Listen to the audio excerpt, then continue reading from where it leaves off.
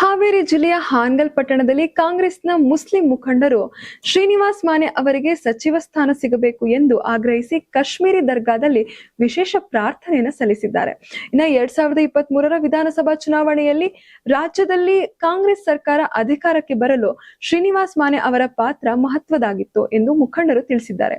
ಇನ್ನು 2021ರ ಉಪಚುನಾವಣೆಯಲ್ಲೂ ಕೂಡ ಹಾವೇರಿ ಜಿಲ್ಲೆ ಸೇರಿದಂತೆ ಶಿಗ್ಗಾಂವ್ ಸಾವಣೂರು ಕ್ಷೇತ್ರದಲ್ಲಿ ಬಿಜೆಪಿ ಸರ್ಕಾರ ಅಧಿಕಾರದಲ್ಲಿದ್ದರೂ ಕೂಡ ತಮ್ಮ ತವರು ಜಿಲ್ಲೆಯಲ್ಲಿ ಪಕ್ಷಕ್ಕೆ ನಿರೀಕ್ಷಿತ ಫಲಿತಾಂಶ ಸಿಗಲಿಲ್ಲ ಎಂಬುದನ್ನು ಅವರು ಉಲ್ಲೇಖಿಸಿದ್ದಾರೆ.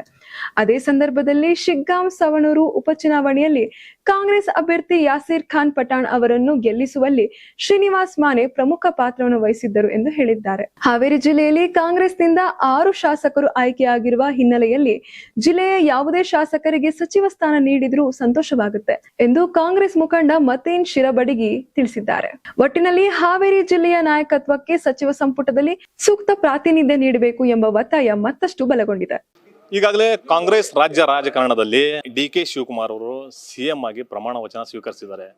ಅದರಲ್ಲೂ ಹಾವೇರಿ ಜಿಲ್ಲೆ ಹಾನಗಲ್ ತಾಲೂಕಿನಲ್ಲಿ ಮುಸ್ಲಿಂ ಸಮುದಾಯದವರು ಪಟ್ಟಣದ ಕಾಶ್ಮೀರಿ ದರ್ಗಾಕ್ಕೆ ಬಂದು ಶಾಸಕ ಶ್ರೀನಿವಾಸ್ ಮಾನೆ ಅವರಿಗೆ ಅದೇ ಸಮಯದಲ್ಲಿ ಸಚಿವ ಸ್ಥಾನ ಸಿಗಬೇಕೆಂದು ದೇವರಲ್ಲಿ ಪ್ರಾರ್ಥನೆ ಮಾಡಿದ್ದಾರೆ. ಹಾಗಾದ್ರೆ ಈಗ ನಮ್ಮ ಜೊತೆ ಇಲ್ಲಿ ಮುಸ್ಲಿಂ ಮುಖಂಡರಿದ್ದಾರೆ, ಅವ್ರನ್ನ ಮಾತಾಡ್ಸೋಣ, ಏನು ಹೇಳ್ತಾರೆ ಅಂತ ಕೇಳೋಣ. ಸರ್, ಇವಾಗ ಪಟ್ಟಣದಲ್ಲಿ ನೀವು ಶ್ರೀನಿವಾಸ್ ಮಾನೆ ಅವರಿಗೆ ಸಚಿವ ಸ್ಥಾನ ಸಿಗಬೇಕಂತ ಪ್ರಾರ್ಥನೆ ಮಾಡಿದರೆ, ಜಿಲ್ಲೆಯಲ್ಲಿ 6 ಶಾಸಕರಿದ್ದಾರೆ, ಶ್ರೀನಿವಾಸ್ ಮಾನೆ ಅವರಿಗೆ ಯಾಕೆ ಸಚಿವ ಸ್ಥಾನ ಕೊಡಬೇಕಂತ ಹೇಳಿ? ಯಾಕೆ ಶ್ರೀನಿವಾಸ್ ಮಾನೆ ಅವರಿಗೆ ಸಿಗಬೇಕಂದ್ರೆ, ಈ ಜಿಲ್ಲೆಯಲ್ಲಿ, ಅಖಂಡ ಜಿಲ್ಲೆಯಲ್ಲಿ ಕಾಂಗ್ರೆಸ್ ಅನ್ನೋದು ಯಾವುದೇ ಒಂದು ಶಾಸಕ ಇರಲಿಲ್ಲ. 2018 ನಂತರ ಸಂಪೂರ್ಣ ಜಿಲ್ಲೆ ಬಿ ಜೆ ಪಿಯಾಗಿ ಕಾಂಗ್ರೆಸ್ ಮುಕ್ತವಾದಂಥ ಜಿಲ್ಲೆ ಆಗಿತ್ತು. 2021ರ ಬೈ ಎಲೆಕ್ಷನ್ನಲ್ಲಿ ಶ್ರೀನಿವಾಸ್ ಮಾನೆಯವರು ಕರೋನಾ ಸಮಯದಲ್ಲಿ ಆಗಿರಲಿ, ತನ್ನ ಸಂಘಟನೆ ಮುಖಾಂತರ 21ರ ಬೈ ಎಲೆಕ್ಷನ್ನಲ್ಲಿ ತವರು ಜಿಲ್ಲೆ ಆದಂಥ CM ಬೊಮ್ಮಾಯಿಯವರ ತವರು ಜಿಲ್ಲೆ ಆದಂಥ ಬೊಮ್ಮಾಯಿ ಸ್ವತಃ ಬಂದು ಕೂತ್ಕೊಂಡ್ರು ಸಹ ಅವರಿಗೆ ಫೈಟ್ ಕೊಟ್ಟು ಆ ಸಮಯದಲ್ಲಿ ಗೆದ್ದು ಐಕಾನ್ ಆಗಿ ಹೊರಬಂದಂಥ ಶ್ರೀನಿವಾಸ್ ಮಾನೆಯವರು ಇಲ್ಲೇ ಮತ್ತೆ ಪ್ರಾರಂಭ ಮಾಡಿ ತದನಂತರ 23ರಲ್ಲಿ ಇಡೀ ಕ್ಷೇತ್ರವನ್ನು, ಇಡೀ ಜಿಲ್ಲೆಯನ್ನು ಕಾಂಗ್ರೆಸ್ ಆಗಿ ಪರಿವರ್ತನೆ ಮಾಡಿದಂಥ ಏಕೈಕ ವ್ಯಕ್ತಿ ಯಾರಾದಿದ್ದರೆ ಅದು ಶ್ರೀನಿವಾಸ್ ಮಾನೆ. ಇವತ್ತು ಉತ್ತರ ಕರ್ನಾಟಕದಲ್ಲಿ ಕಾಂಗ್ರೆಸ್ ಬಾವುಟ ಏನಾದರೂ ಹಾರ್ತಾ ಇದೆ ಅಂದರೆ ಅದಕ್ಕೆ ಅರ್ಥ ಶ್ರೀನಿವಾಸ್ ಮಾನೆ. ಅದಕ್ಕಾಗಿ ಅವ್ರಿಗೆ ಟಿಕೆಟ್ ಸಚಿವ ಸ್ಥಾನ ಕೊಡಲೇಬೇಕು. ಒಂದು ವೇಳೆ ಶ್ರೀನಿವಾಸ್ ಮಾನೆ ಅವರಿಗೆ ಸಚಿವ ಸ್ಥಾನ ತಪ್ಪಿ ಜಿಲ್ಲೆಯಲ್ಲಿ ಬೇರೆ ಯಾರಿಗಾದ್ರೂ ಸಿಕ್ಕರೆ ಮುಂದಿನ ನಿಮ್ಮ ನಿಲುವು ಏನಿರುತ್ತೆ? ಏನಿರೋದಿಲ್ಲ. ಯಾಕಂತಂದರೆ ನಮ್ಮ ಶ್ರೀನಿವಾಸ್ ಮಾನೆಯವರು ಸಹ ಏನು ಹೇಳ್ತಾ ಇದ್ದಾರೆ, ನಮ್ಮ ಜಿಲ್ಲೆಯ ಅಭಿವೃದ್ಧಿಗೋಸ್ಕರ ಮತ್ತು ಉತ್ತರ ಕನ್ನಡ ಅಭಿವೃದ್ಧಿಗೋಸ್ಕರ ಯಾರಿಗೂ ಕೊಟ್ಟರು ಸಹ ನಾವು ರೆಡಿ ಇದ್ದೀವಿ, ಆದರೆ ಈ ಜಿಲ್ಲೆಗೆ ಪ್ರಾಶಸ್ತ್ಯ ಕೊಡಲೇಬೇಕು, ಇಲ್ಲಿ ಒಂದು ಒಳ್ಳೆ ಪೋರ್ಟ್ಫೋಲಿಯೋ ಕೊಡಬೇಕಂತೇಳಿ ಅಪೇಕ್ಷೆ ಇದೆ. ಈಗಾಗಲೇ ಮತ್ತೊಬ್ಬರು ಕಾಂಗ್ರೆಸ್ ಮುಖಂಡರು ನಮ್ಮ ಜೊತೆ ಮಾತಾಡೋಕ್ಕೆ ನಮ್ಮ ಜೊತೆ ಇದ್ದಾರೆ. ಹಾಗಾದರೆ ಶ್ರೀನಿವಾಸ್ ಮಾನೆ ಅವರು 2023ರಲ್ಲಿ ರಾಜ್ಯದಲ್ಲಿ ಕಾಂಗ್ರೆಸ್ ಬರಲಿಕ್ಕೆ ಪ್ರಮುಖ ಕಾರಣ ಅಂತ ಹೇಳ್ತಾರೆ. ಅದು ಯಾಕೆ ಏನಂತ ಕೇಳೋಣ. ಸರ್, ಈಗಾಗಲೇ ಶಿಗ್ಗಾಂವ್ ಸೋನೂರು ವಿಧಾನಸಭಾ ಕ್ಷೇತ್ರದಲ್ಲಿ ಮರು ಚುನಾವಣೆ ನಡೆದಾಗ ಪ್ರಮುಖ ಪಾತ್ರ ವಹಿಸಿ ಗೆಲ್ಲಿಸಿಕೊಟ್ಟಂಥ ಶ್ರೀನಿವಾಸ್ ಮಾನೆ ಅಂತ ಹೇಳ್ತೀರಿ.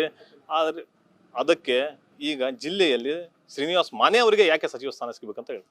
ಶ್ರೀನಿವಾಸ್ ಮಾನೆ ಸಾಹೇಬರು 2021ರಲ್ಲಿ ಬೈ ಎಲೆಕ್ಷನ್ನಲ್ಲಿ ಗೆದ್ದ ನಂತರ ಪಕ್ಷದ ಸಂಘಟನೆ ಮಾಡಿದ್ದಾರೆ.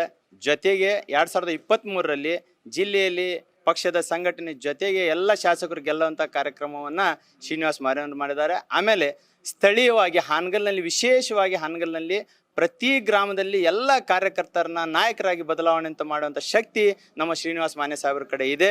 ಪಕ್ಷವನ್ನು ಬಲವರ್ಧನೆ ಮಾಡಿದ್ದಾರೆ.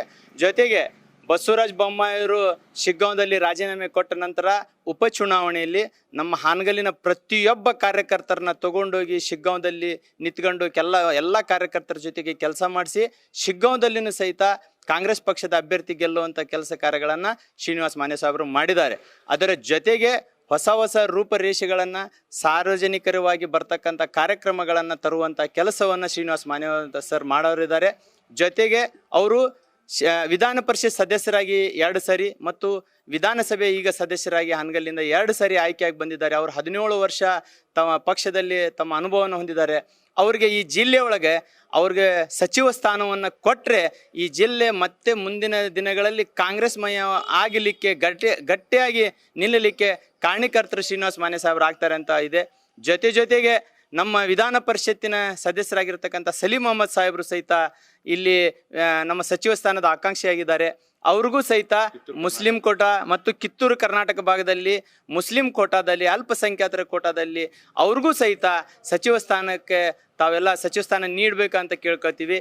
ಮತ್ತು ನಮ್ಮ ಶ್ರೀನಿವಾಸ್ ಮಾನೆ ಸಾಹೇಬರಿಗೆ ಈ ಜಿಲ್ಲೆಯೊಳಗೆ ಒಬ್ಬ ಪ್ರಬಲ ನಾಯಕ, ಯುವ ನಾಯಕ, ಎಲ್ಲ ನಾಯಕರನ್ನು ಹುಟ್ಟಾಕುವಂಥ ಶಕ್ತಿ ಡಿ ಕೆ ಶಿವಕುಮಾರ್ಗೆ ಯಾವ ರೀತಿ ಇದೆ ಈ ರಾಜ್ಯದಲ್ಲಿ, ಅದೇ ರೀತಿ ನಮ್ಮ ಜಿಲ್ಲೆಯೊಳಗೂ ನಮ್ಮ ಶ್ರೀನಿವಾಸ್ ಮಾನೆ ಸಾಹೇಬ್ರಿಗೆ ಇದೆ.